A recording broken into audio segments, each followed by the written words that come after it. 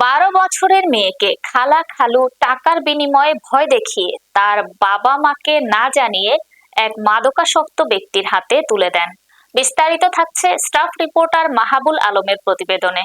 3 দিন নিখোঁজ থাকার পর মেয়ের বাবা বাদী হয়ে থানায় অভিযোগ দায়ের করলে এক পর্যায়ে পুলিশের চাপে খালা খালু কৌশলে মেয়ের সাথে যোগাযোগ করিয়ে দেয়। এরপরে সাংবাদিক ও পুলিশ এবং স্থানীয়দের সহযোগিতায় 12 বছরের মেয়েকে উদ্ধার করে আনা হয়।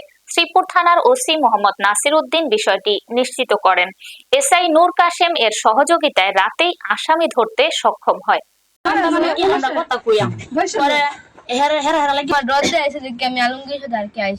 কি ভয় দেখাইছে তোমার? আমার ভাই আমার বোনের ওদের ডর দেখাইছে, ওদের বলে মাইরালবো। কে বলছে এটা? আমার খালু আমার খালা, ওরা মানে এসটা করে নিয়ে আমার এইসব ভয় দেখাইছে দেখে আমি ওর লোকে নিয়ে আসি।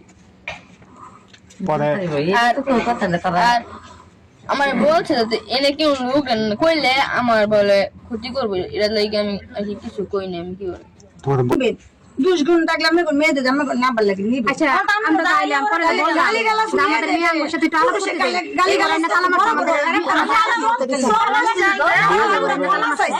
তালা বাইরে আপনারা মাইরা যদি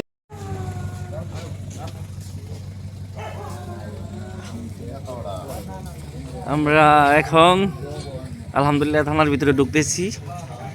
আপাতত